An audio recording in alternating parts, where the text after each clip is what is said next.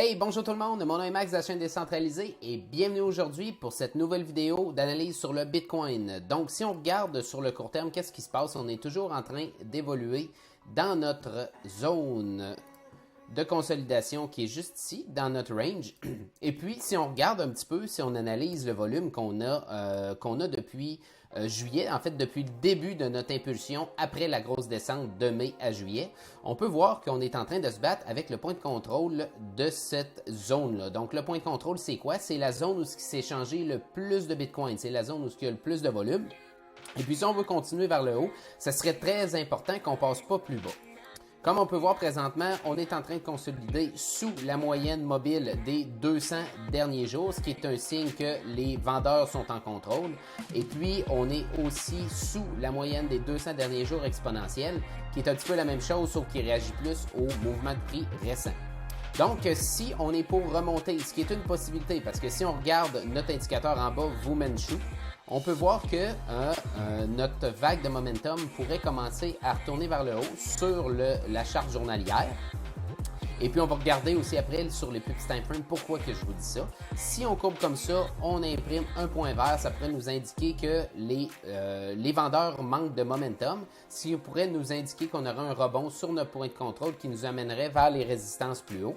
Qu'est-ce qui me permet de penser ça? C'est que si on va sur le 4 heures, on voit qu'on est présentement en train d'imprimer le fameux point vert et puis aussi notre VWAP monte vers le haut, notre momentum monte vers le haut et notre flow de capital a l'air de monter lui aussi vers le haut. C'est la même chose sur le 2 heures et puis c'est la même chose aussi sur le 1 heure. Donc, si on va plus haut, si on rebondit, évidemment, on est dans notre petit range qui est juste ici.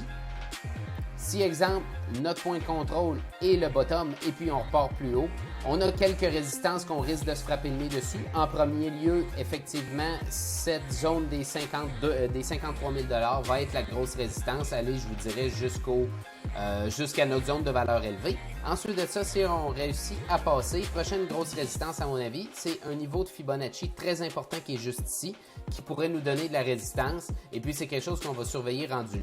Si on descend maintenant, c'est où les supports à surveiller? Donc, premier support, je vous dirais, si on passe sous le point de contrôle, serait le niveau de Fibonacci ici. Je vous dirais que dans chaque niveau de Fibonacci, que ce soit celui-là ou celui-là, il y a beaucoup de synergie. Je vous dirais, si ça vous intéresse d'avoir un petit peu plus de détails sur les niveaux, je vous invite à joindre le Discord qui est dans les commentaires.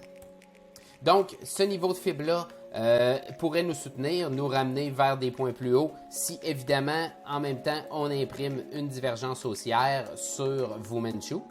Donc, si jamais on n'est pas capable de soutenir dans cette zone-là au niveau du Fibonacci, je m'attends à ce qu'on descende plus bas, aller retester des niveaux autour des 40, aller même jusqu'aux 37 000 $ et peut-être éventuellement même notre zone de valeur basse du mois de juillet à août.